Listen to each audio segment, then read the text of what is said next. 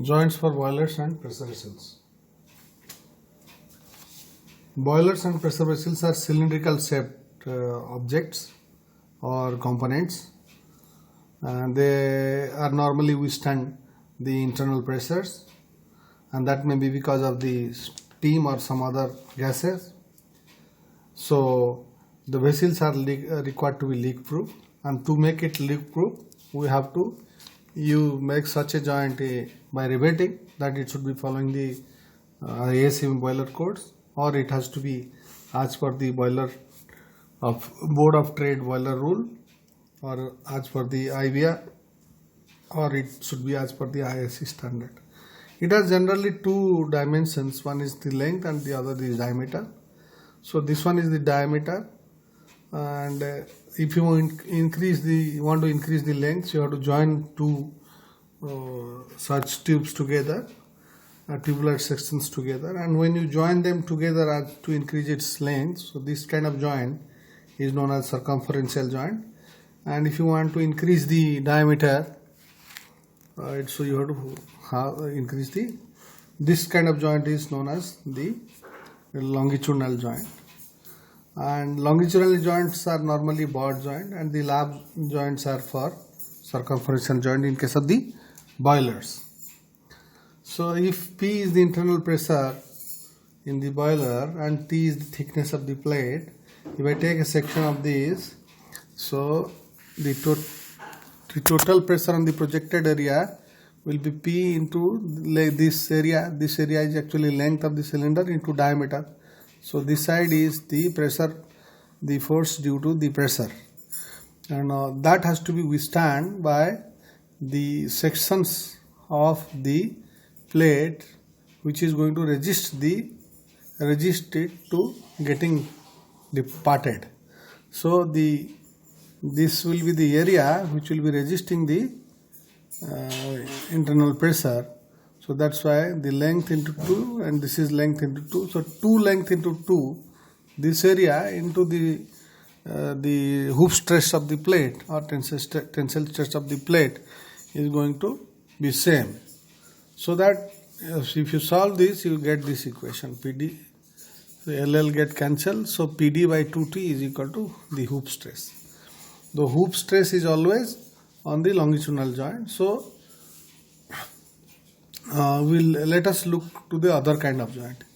The other kind of joint, because of the pressure, it will be on the circular area, and that is at the end of the cylinder, because the end of the cylinder is closing, so that to make it pressure tight, so this area will be equal to pi by 4 into d square, and the pressure is P, so this will be the force on this area, and it is joined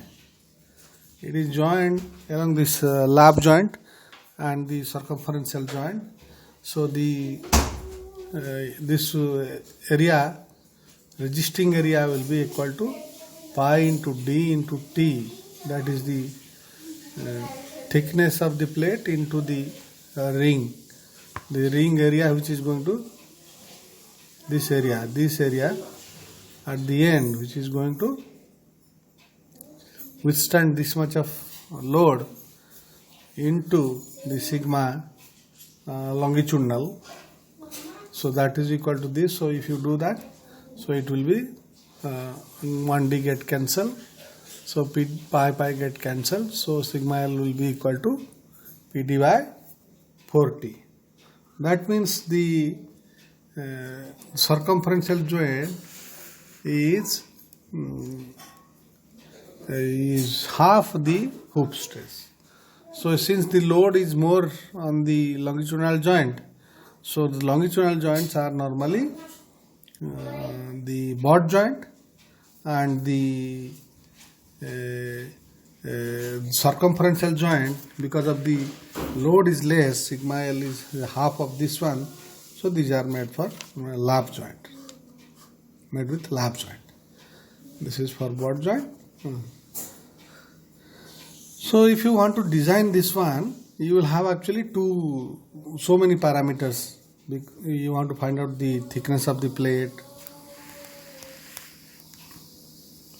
This is for you want to for a complete design. You need to know the thickness of the plate, diameter of the rivet hole, what should be the pitch, what should be the back pitch, what should be the margin, and after getting all these dimensions, you have to check whether the joint is going to fail in shear or in crushing or tearing, and if it is a several row of riveting, so you have to check whether it is failing in tear mode in the outer row or the inside row and so on.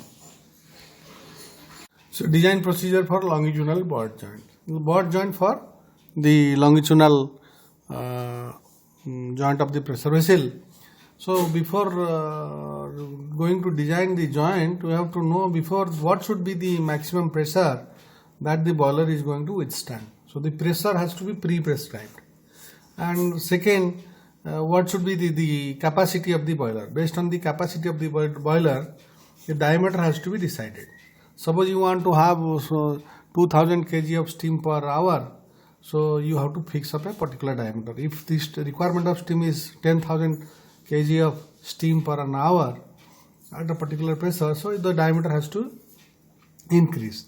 So these are the things has to be pre-decided. These are the things that the customer decides: the pressure P and the diameter of the boiler, and then we have to check for which material we are going to, whether you want to use a stainless steel, or you have to use mild steel or some different steel. So based on that, material property of the boiler plate has to be decided. So three things has to be pre-known: the pressure on which the boiler is going to operate, and the diameter that is related to the capacity of the boiler, and the material property, what kind of steam you want to go into, whether it is a superheated steam or a saturated steam, or what kind of steam you want to, or what kind, that depends upon the choice of the material. So based on that, the material has to be decided. If you want to have very high quality of the steam with a supercritical pressure and temperature, then the plate has to be, material property has to be different than the normal operation of the boiler, where the quality of steam is very low. Then if you want to use material for a longer period of time where you need to have the corrosion resistance, then you have to use sometimes the stainless steel or some other specialized material. So based on that, the material property, that is the tensile strength of the material, the shear strength of the material, or the crushing strength of the material, has to be known beforehand. The weldability and all things has to be known beforehand. Now based on that, we have to find out the thickness of the boiler plate. So you have to find out, we know the formula, this the hoop stress is equal to PD by 2T. So from that, if you know the material property and you know the diameter, you know the pressure, then we have to find out the thickness of the joint. So it will be PD by 2 into sigma H. In this case, this will be the sigma tensile property of the boiler. But we have to put a efficiency term here because the joints are not always 100%. So we have to put a efficiency term here. Again, we have to put something else. So this will be terming as the new equation for that. This is actually derived from the hoop stress equation. And here you see PD by 2 into sigma T, and here the efficiency term plus 1 is for corrosion alarms. Normally plates are kept in places where some corrosion is there. So before doing the riveting, the corrosion has to be taken out. So from the both sides, so 0.5 millimeter on both sides, so 1 millimeter extra allowance is given for deciding the thickness of the plate. So we out of the four parameters, the thickness of the plate, the diameter of the rivet, the pitch, the back pitch, the margin, and out of the thickness of the plate is decided based on this formula PD by 2 efficiency into sigma T plus 1 millimeter corrosion. So the efficiency is actually taken from a table. So you know there are different types of joints and different types of cell dia, and this is a table that shows the relation between, this is there in the data book. So we want to have different range of cell dia of the boiler, and the cell thickness is pre-known. So once this is known and this is known, we have to choose the different types of joints. So based on types of joint, we have to find out the efficiency. We have to move the efficiency from the table. So the efficiency is known. So first point is we have calculated the thickness of the joint. Once the thickness of the plate is known, then we have to find out the diameter of the rivet, the second parameter. Diameter of the rivet D is the second, and we have to use the Unwin's formula. If the plate thickness is greater than 8 millimeter, we have to use the Unwin's formula, and if it is less than 8 millimeter, then we have to compare the shearing strength of the rivet with the crossing strength of the rivet and find out T. By comparing shearing strength to the crossing strength, we have to find out the thickness of the plate. So this is known. So then we have to look for this table for standard rivet hole and rivet diameter. If it is coming out, let's say 5.63, then we have to check for the correct diameter of the rivet hole, the drill size, and the diameter of the rivets available in the market, and that is given in the table. So you have to, instead of 5.63, you have to look for either 6 or whatever value is available in the market.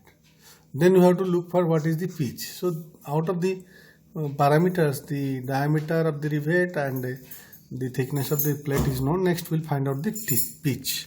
So pitch for rubber, the minimum pitch should be 2 into diameter of the rivet hole to accommodate the rivet head, because if the rivet hole is there and you put a rivet here, and when you hammer, the rivet is expanded, the head is expanded, that means you have shown the other, this is the rivet, and when you hammer it, it will take the shape of like this.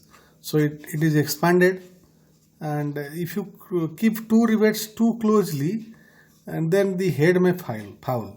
And you should also put some area so that the instrument can go inside the gap and form the head. So for that, minimum it should be to the 2 into pitch diameter to accommodate the rivet dia to form the head of the rivet. And pitch is calculated by equating the tearing strength of the plate with the shearing or crossing strength of the rivet. We have to find out first the shearing strength of the rivet, then you have to find out the crossing strength of the rivet. You have to take which is the minimum. Out of the minimum two, we have to compare it with the tearing strength of the plate. So out of the tearing strength, you have to check what is the tearing strength of the minimum. Normally, the tearing strength of the outer row of the rivet, tearing strength of the plate in the outer row of the rivet is per pitch length is less. So that's why you have to calculate that pitch length rivet tearing strength with the one which is minimum, that is the shearing strength of the rivet or the crossing strength of the rivet. Out of them, these two, which is minimum, we have to compare that with from that we will find out the diameter of the pitch length. But whatever value we get by comparing, that should be within the maximum and minimum limit. What is the maximum value? The maximum is C into T plus 45. So C is, what is the value of C? Is a constant that is taken from the table. So what we do normally get a pitch by comparing the tearing strength of the plate that is equal to P minus D into T into sigma T if it is a outer, that equal to minimum of shearing, P shearing or P tearing, P crushing. So you have to compare and you find out the diameter, and this value, whatever value of pitch we get from this equation, should be within these two limits. The minimum 2D and the maximum is this. And in the maximum equation there is a constant called C. This is the plate thickness, and C value for seeing number of rivets, lap joint, butt joint, you have to find out from the table. And so by using this we get the value and we check what is the value of P. Once we get the value of P, then we will find out P is the pitch and we will find out the back pitch. Back pitch is PB. For back pitch, both lap and butt joint having equal number of rivets in different row. There may be situation where there may not be equal number of rivets, but there may be situations where the inner and outer row may be having same number of rivets. So in this case, they are having same number of rivets. It may be situation like this where the inner row, this is the inner row, inner and outer.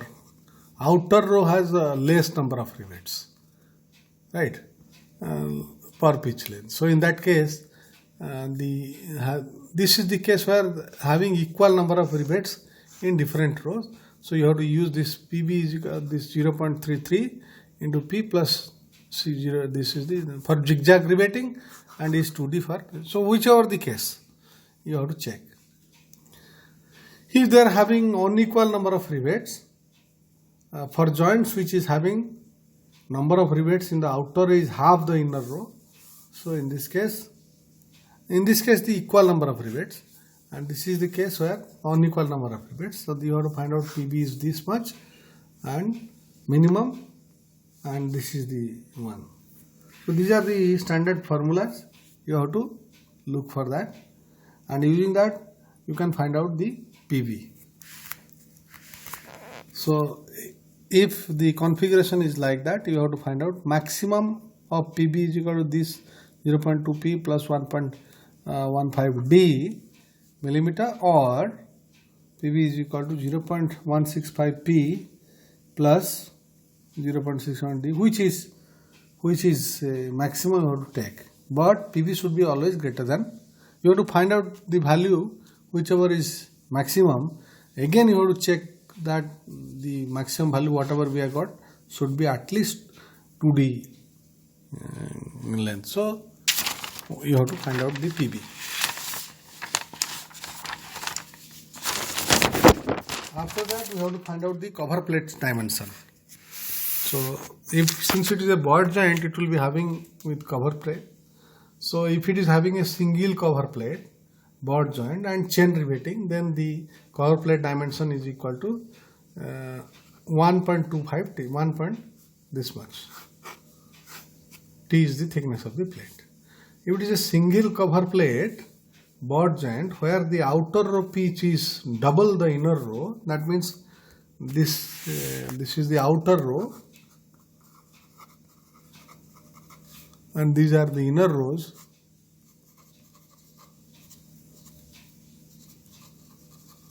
And the pitch here is double the inner one, then you have to take the thickness of the cover plate is as per this formula, where P is pitch, D is diameter of the rivet hole, and other things are known.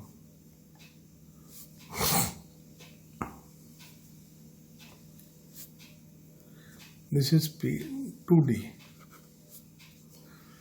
Now when there is a double cover and with equal width, then the cover strength width is equal to 0.65 T. Double cover with equal width, where the outer pitch is double the inner pitch, then you have to use this formula. TC is equal to P minus T divided by P minus 2D into T. T is the thickness of the plate. T is the thickness of the plate, which we have already known. These are the thickness of the plate.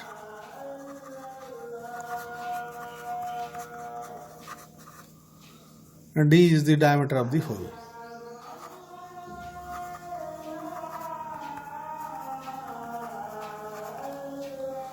A double cover row with unequal width cover strap, that is normally the wider butt joint. This is the plate 1, another plate 2 is kept like this side by side,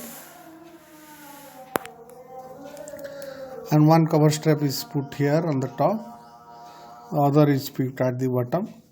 The bottom one is normally larger, so the bottom one, the wider one is equal to, inside one is equal to 0.75 T, and the outside one will be 0.65 T. This is the thickness of the cover strap, right? These are the plates, and margin normally we have to find out the 1.5 D. So these are, we know the cover strap width, the thickness, the cover straps. In case of single cover strap dimensions, we know that if it is a single cover strap, butt joint, chain riveting, then these are the parameters. So these formula you don't have to remember.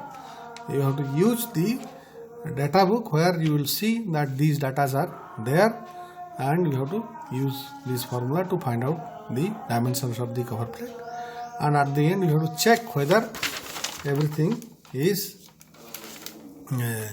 within the, it is withstanding the tearing failure, or withstanding the shearing failure, or it is withstanding the crossing failure, and whether the margin is safe, margin failure is not happening or not. You have to check after the dimension you have to get. So these are the formula is given in the data book. So for single butt cover joint with chain riveting, you see the thickness of the cover strap TC is equal to 0.125 T. And for single cover strap with pitch in the outer row being twice that of the inner row, so this formula is there. And for double cover strap with equal width, and that is used for chain riveting, then in this case the cover strap width is equal to 0.625 into the thickness of the plate. That it has to be 62.5% of the thickness of the plate, both the top and bottom, and they should be of equal width. And the riveting is a chain riveting butt joint. So the double cover of equal width with pitch is given, where the pitch in the outer row is twice that of the inner row. So you have to follow this formula: P minus D divided by P minus 2D into T. And in this case, double cover with unequal cover strap, width of the cover inside is more, so that's why T inside is equal to 0.75 into T is thickness of the plate, and T in the outer row is equal to 0.625 into T, that is the thickness of the plate, and the margin thickness is known. And after that you have to find out the caulking pitch. Caulking is the operation which is done after the joint to avoid the leakage. So the pitch is called caulking pitch. It is not continuously done, and it helps the edge to be caulked, and it will be biting into the plates so that the joint will be a leak-proof joint. So rough rule is this, and the caulking pitch is found out using this equation. T is the thickness of the plate, D is the diameter of the rivet hole. So this is the. Next we will be continuing the discussion on the design procedure for circumferential lap joint. So as I told you, the circumferential joint is,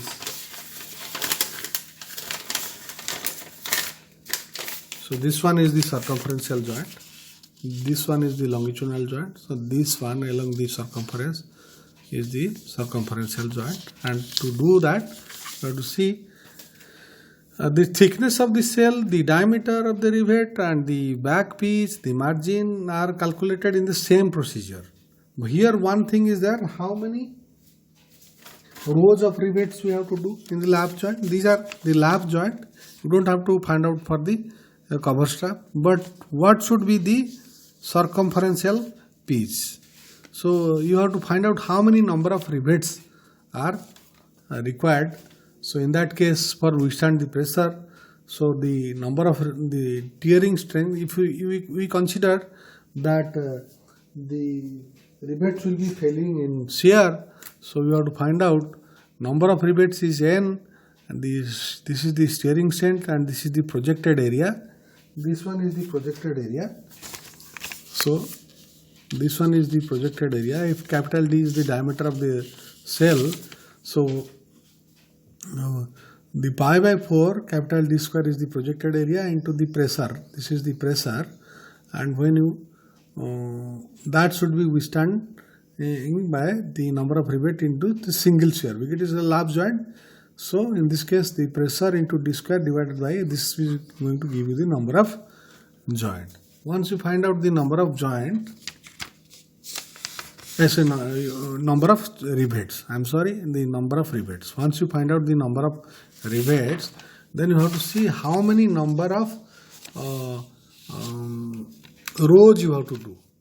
So that depends upon the pitch and the efficiency of the joint. So efficiency of the lap joint, eta, is normally half the efficiency of the butt joint. So whatever butt joint efficiency you should have got, we have to take half of that, and it is calculated is basis of the tearing load capacity, and this is the formula for that. We know the efficiency. Once we know the efficiency, so we from this equation we find out the pitch. So using that efficiency, the butt joint longitudinal efficiency is known. So half of that is taken. Diameter of the hole is known. So this is known, this is known. So from this equation we will find out the pitch. Once its pitch is known, if this is the cylinder, so the pitch of this pitch length is known and the number of rivet is known. Say then in one the circumferential distance will be, perimeter will be pi into d into t. If d is diameter of the rivet and t is the thickness of the rivet, pi into d into will be this area divided by pitch should be equal to the number of rows. So if there are, so that means number of rows would be this is the total number of rivets, and this is the number of rivets in a particular row. So number of n1 is the number of rivets in a particular row. So number of row into number of rivets in particular row is equal to total number of rivets. So from this we will find out this. So here the total number of rows is found out, and whether the joint will be a single riveted or multiple riveted, and that is being decided by the capital N. And if n turns out to be less than 1, then single riveted joint will serve the purpose. In any case, pitch will always have to satisfy the condition of caulking. So you have to check the condition of caulking as well. So overall cell's length selection is based on, as per this formula, that is equal to L is equal to n minus 1 number of row minus 1 into the PB back pitch plus the toe margin. So this is about all the longitudinal and the circumferential joint made by the rivets, and that is used for the pressure vessels or the boilers. So the example of a design of a boiler joint, that is the design of a longitudinal boiler joint and the circumferential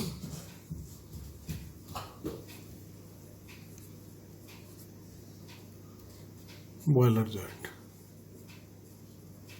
So with this example we will see both the longitudinal as well as circumferential joint in the boilers.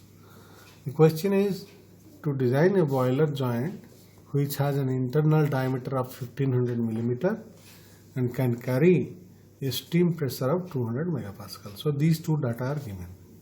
The permissible stress value of the material are in tension it is 90 megapascal, in shear it is 75 megapascal, and in crushing it is 150 megapascal. So let us write down these data. So the sigma T is 90 megapascal and 75 megapascal is shear stress, and crushing maximum crushing stress, the material out of which the boiler is going to be made, is 150 megapascal. So the diameter of the boiler should be 1500 millimeter, 1500 millimeter, and the inside pressure is 2 megapascal, and the tensile strength is already given 90 megapascal. So using these data, we look for the table, and where we see for this much of diameter, what should be the suggested boiler longitudinal joint. Let us for longitudinal joint, we consider double riveted board joint. Double riveted board joint.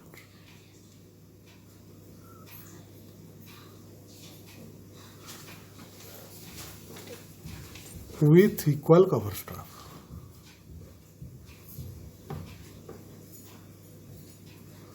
So this is the double riveted assumption we have made,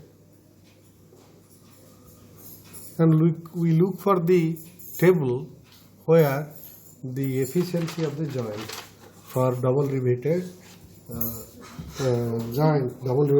board joint, the efficiency is from the table, it is find out to be 0.8. We have to use a data table from table. So the double riveted board joint for longitudinal joint chain riveting, we have considered this type of configuration. This is these two plates, and on that top plate is there and the bottom plate is there. So equal cover strap. We consider chain and the equal cover strap. So these are the assumptions. So this is 2 rivets in these plates, 2 rivets here on this T plate. So like that the plates are riveted, and this much is the, let's say, the pitch. So if such is the case, first thing is you have to find out the diameter the thickness of the plate. So what are the parameters to be designed? This T is thickness of the plate, then diameter of the rivet hole, then pitch, then back pitch, then margin, and the after all we have to check the efficiency. We have to find out. So first of all we will talk about the thickness of the plate, what we should take. So we know T, the formula is P, the pressure, this is the diameter, by 2 into efficiency into sigma T, plus 1 millimeter as corrosion allowance. So P is given as 2 Newton per millimeter square into diameter is 1500 millimeter. At 2 is 80%.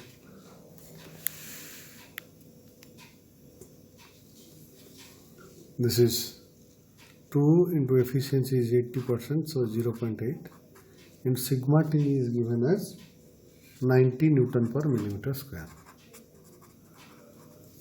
So in this case we get plus 1 is 1 millimeter is the corrosion allowance for scaling. So it is coming out, the value of T is coming out to be 21.8 millimeter, or that is equal to we can say 22 millimeter. The next thing is we have to find out the diameter of the rivet hole. Diameter of the rivet hole. So to find out the diameter of the rivet hole,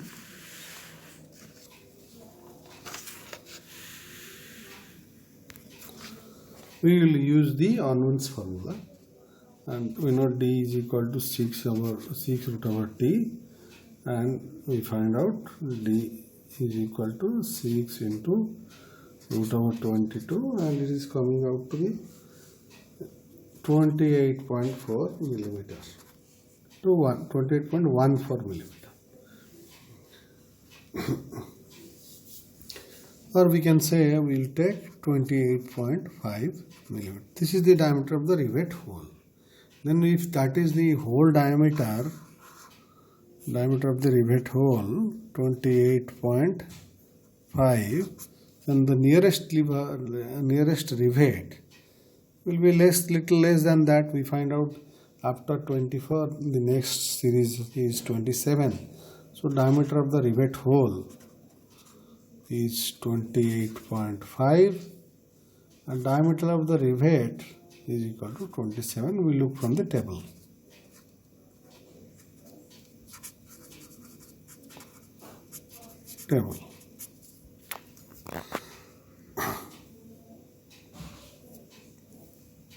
So we find out till now these two parameters. One is diameter of the rivet or rivet hole, the thickness of the prelim. Then we look for the finding out pitch.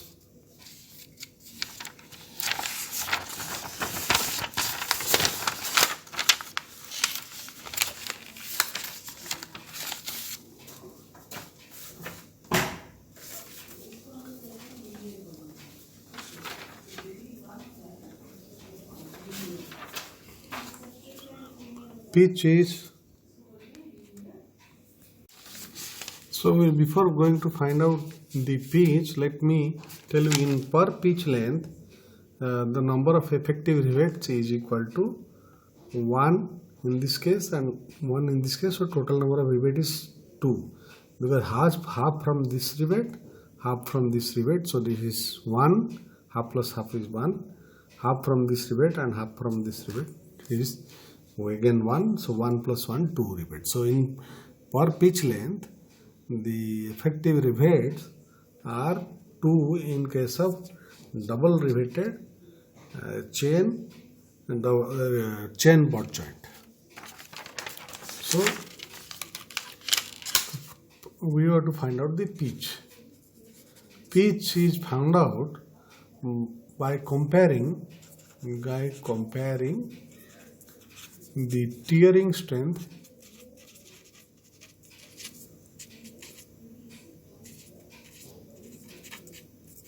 with the minimum of shearing or crossing strength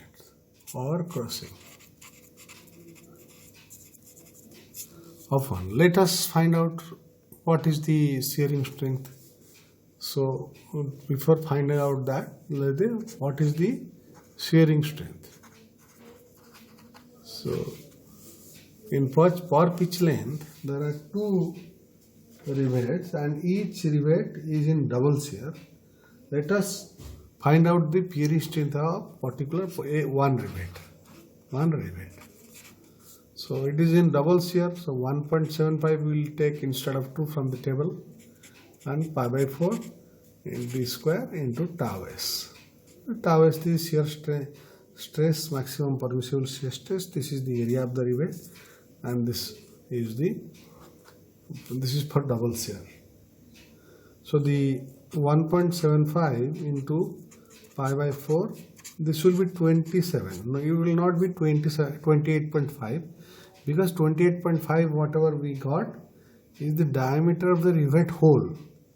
But the rivet size is 27, that we got it from the table because 27 is the nearest smaller hole close to 27.5 millimeter. So that's why we have taken the diameter of the rivet is equal to 27 millimeter, and the shear stress is already known, that is 75 Newton per millimeter square, and we come out the value is 75.2 kilonewton.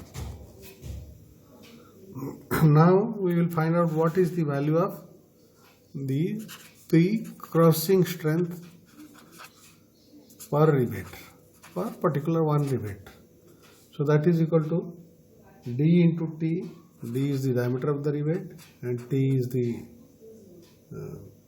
thickness of the plate that we have already found out, and into the crossing strength, that is sigma C. So D is, in this case we will consider 27 and T is 22, and this is already given 150. We find out it is 89.1 kilonewton. Out of these two things, so minimum of P crossing and P shearing, that is 89.1 comma 75.2 is equal to actually 70.2 kilonewton. This minimum has to be compared with the tearing strength. So tearing strength actually is equal to P minus, in the outer row we will consider, because that is the minimum strength that we have already discussed. So P minus D, if you see there are two rivets and this is the pitch length and this is the D, diameter is D. So from here to here, P minus D into the thickness of the plate will be the area. That is, if I show you in the exaggerated manner the cross section,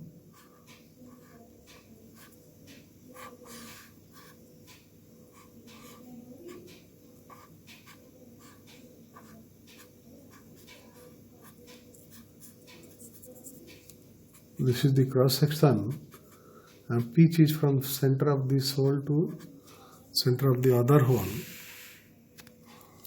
This is the pitch, and if this is the thickness T, so P minus this diameter is D, P minus D is the, because this is half D by 2 and this is D by 2, so P minus D by 2 is P minus D into 2 is the area of, and this sigma T is this one. So this is actually P minus D is 22 into T is, D is actually 27 and 28.5. This is 28.5. P minus, because that is the whole diameter, 28.5 into, this is diameter of the hole. So we say D, whole of the rivet. D into T is thickness of the plate is 22 and sigma T is given 90. This one is the tearing strength. So this has to be compared with the minimum of this. So this has to be compared.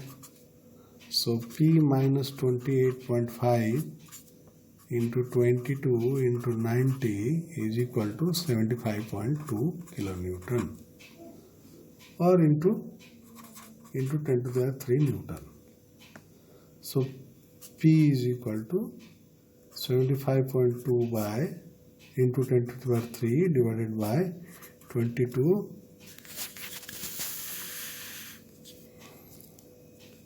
This 22 into 90 plus 28.5, that is equal to 104.5.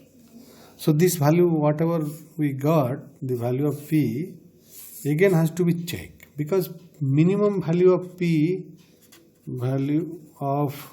P pitch should be greater than 2 into diameter of the rivet hole, that is equal to 2 into 28.5. so it is obviously greater than the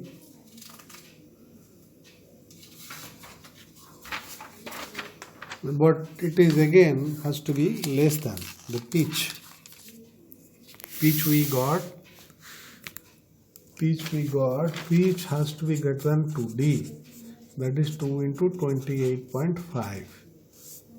so it is 57. so it is 104.4 millimeter is greater than, so pitch is greater than 57 millimeter, that is okay. But again it has to P max should be greater than the pitch, is equal to 104.4. this we got. So what is P max? P max we actually see from the table, where we have already seen for double riveted we have to P max formula is equal to C into T plus 41.28 for double riveted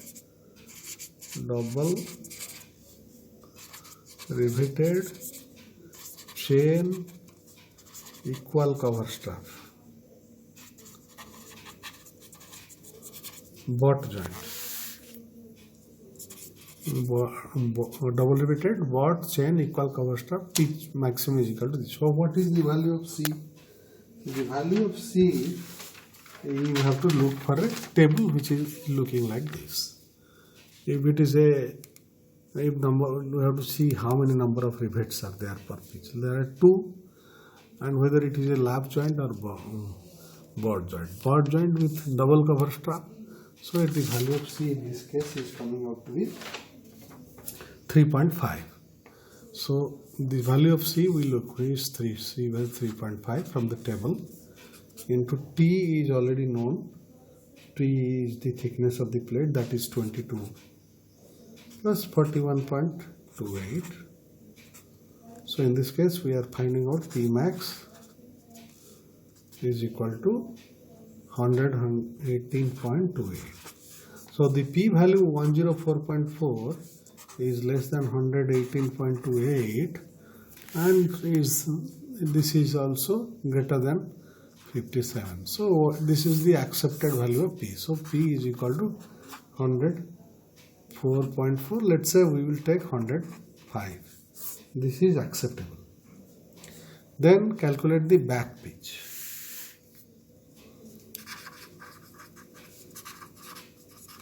Back pitch formula for double riveted chain butt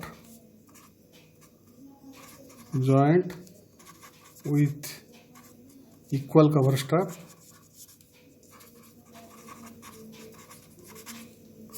for this case PB is equal to back pitch is equal to the formula is 0.33 P plus 0.67 D.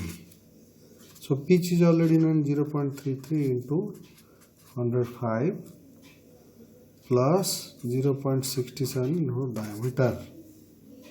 Diameter is equal to diameter of the rivet hole at 28.5. Diameter of the rivet hole DH. So in this case we find out this value is equal to 53.75. But we have to check PB should not be less than 2D and PB value should be greater than 2D. That is equal to 2 into 28.5 and it is equal to 57. So in this case we will take PB is equal to we'll take PB instead of, though it is 53.75 or 54, we will take actually 57. Minimum 57 we will take. 57 millimeters. Then we will look at to find out the margin. Then we'll look for finding out the margin. Margin is equal to 1.5 into T. That is equal to 1.5 into 28.5. So in this case, margin is coming out to be 42.75. And we look for the cover strap thickness. So in this case, cover strap thickness for double riveted chain jointing and with board joint with equal cover strap, we find the formula is equal to 0.65 T is equal to 0.625 T, and in this case 0.625 into thickness of the plate is 22, that is 13.75, and let's say we will take 14 millimeter. So this is the parameters are T, which is equal to 22, D of the rivet we can find out it's 27, diameter of the rivet hole we did 28.5, then the pitch we found to be 105, then the back pitch we found to be 57, and then margin M we found out to be 42.75 or 43, and then the thickness of the cover plate is coming out to 40 mm. So these are the joint parameters we have already found for longitudinal joint, and using these we have to find out the efficiency of the joint. So efficiency of the joint efficiency,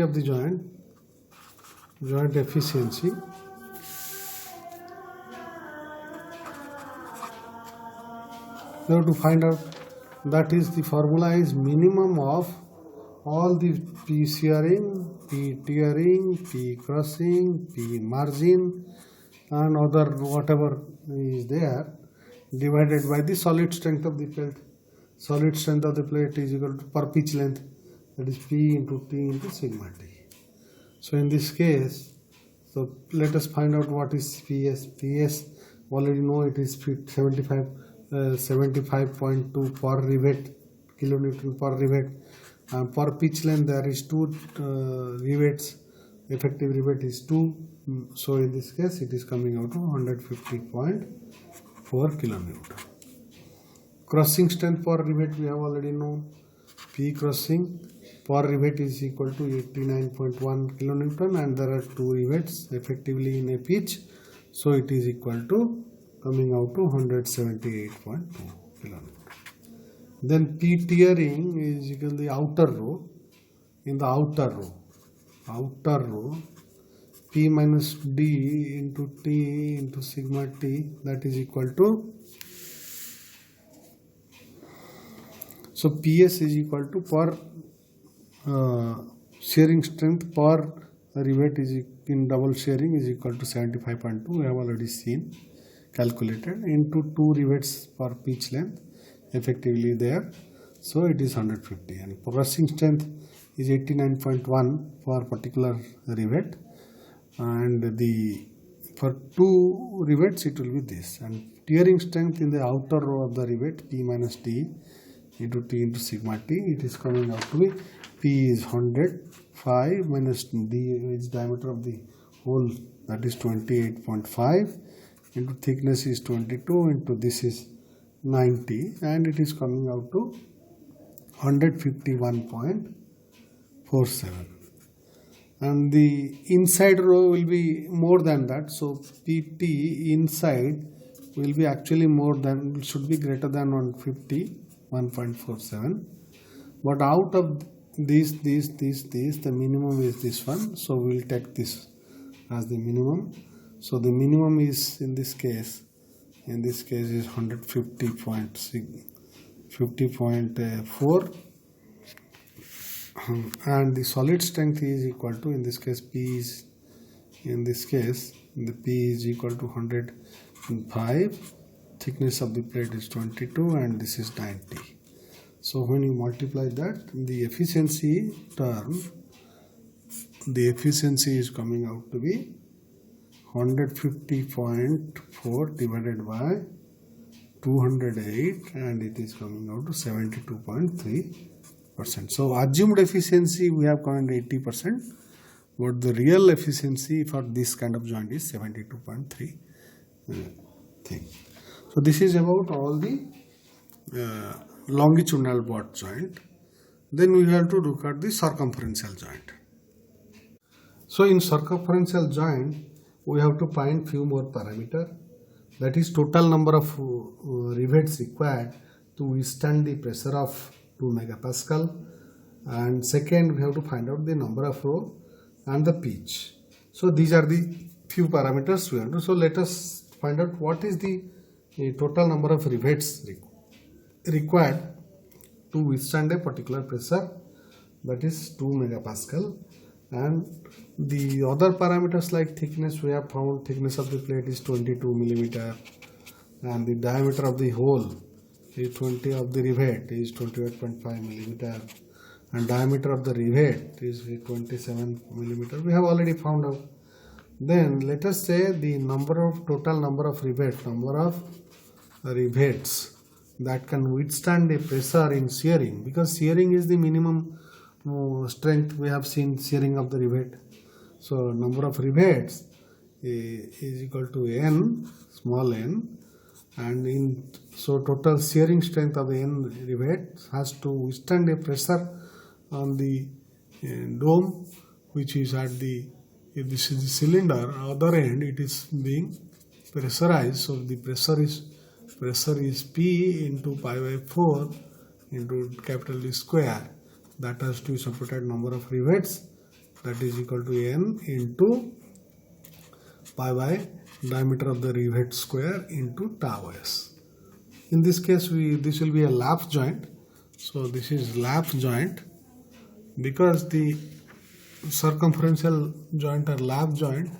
So this will be a single shear, and that's why so it will be single shear. So P in this case is 2 into 2 Newton per millimeter square into pi by 4 into 1500 square is equal to n into pi by 4. Diameter of the rivet is 27 square into tau is equal to 75 Newton per millimeter square. So in this case n we can easily find out. Pi by 4 get cancelled, and n number of rivets is coming out to be 2 by 75 into 1500 divided by 27 square, and that is coming out to be 82.3. Let us say the number of rivets is 83. These rivets, that is 83 numbers, has to be placed along the circumference, and preferably in 2 row for better leak proofing. However, arranging the rivets in 2 row will alter the number of rivets. So we will first determine the pitch from the efficiency. So making efficiency in the plate in tearing mode as the least. At best it is required that the efficiency of the circumferential joint should be 50% of the efficiency of the longitudinal joint. So the efficiency, we have calculated efficiency is 0.75, so whatever we have 71 by 2, so it is coming out 0.3. So the efficiency in this case will be equal to 0.3 is equal to P minus D by D. So in this case the P minus 0.36 0.36 P is equal to D. So P is equal to D by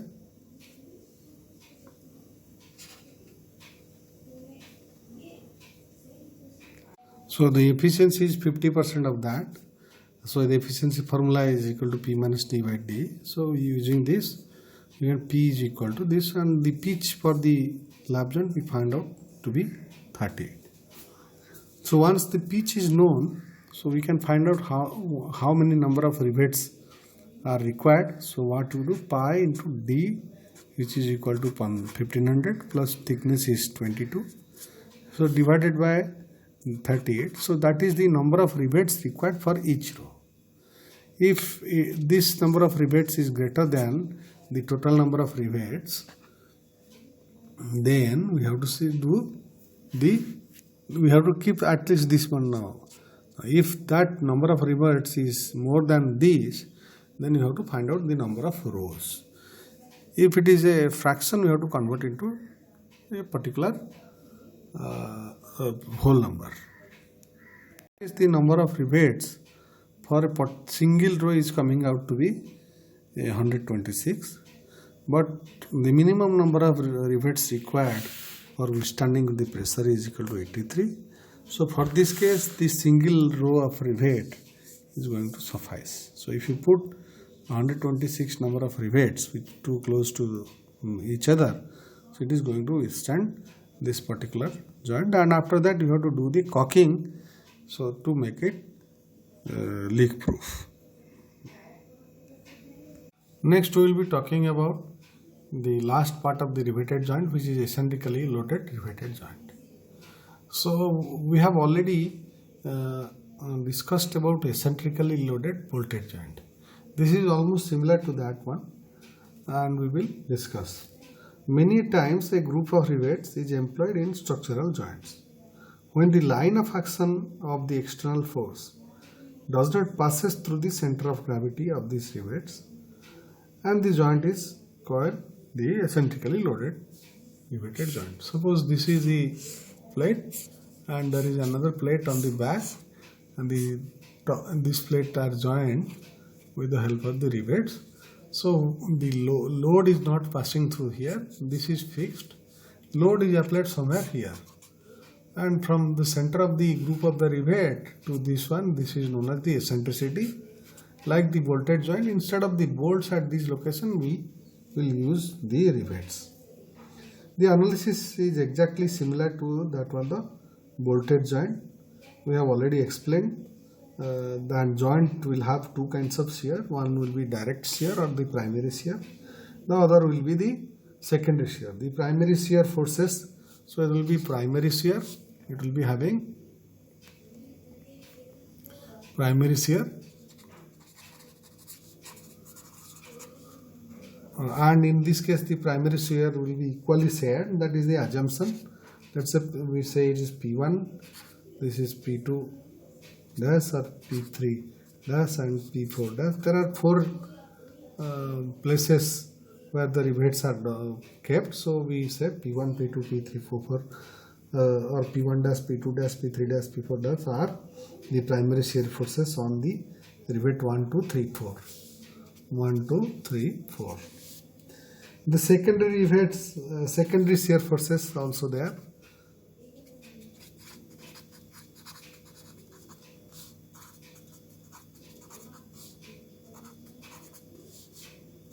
Forces that we say, and these forces are, for assumption we say they are proportional to the distances as we have seen. So P1 dash will be equal to C into R1 if these are the four rivet locations, and the center of gravity of this group of rivet is 1, 2, 3, 4 is this one, and from here to here is R1, and from here to here is R2. Like that we have to find out what is the distances of each rivet from the center of gravity, and the secondary shears are proportional to, that is because of the torsion in the, because of the movement or the torsion is proportional to the corresponding radius from the CG. So R1, R2, P3 dash will be equal to C into R3, P4 dash will be double dash P4 double dash. In this case, we secondary shear reference notation is double dash is C into R4. So in this case, we know that C we can find out C is equal to the constant of proportionality. We have already found out in the earlier classes. So R2 square plus R3 square plus R4 square. And from that we will find out what is P1 dash and what is P2 dash. They have to be vectorially added. Vectorially added. We will find out, because P1 double dash is equal to C into R1, so it will be P into E into R1 divided by R1 square plus R2 square plus R3 square plus R4 square. So once we find out the primary and secondary shear forces, they have to be vectorially added to get the resultant shear force, and they denoted the resultant maximum of the resultant force has to be compared with the strength. So and from that we will find out the diameter of the rivet required for particular eccentric joint. So maximum out of the vector addition of the force has to be compared with the shear strength of the particular rivet.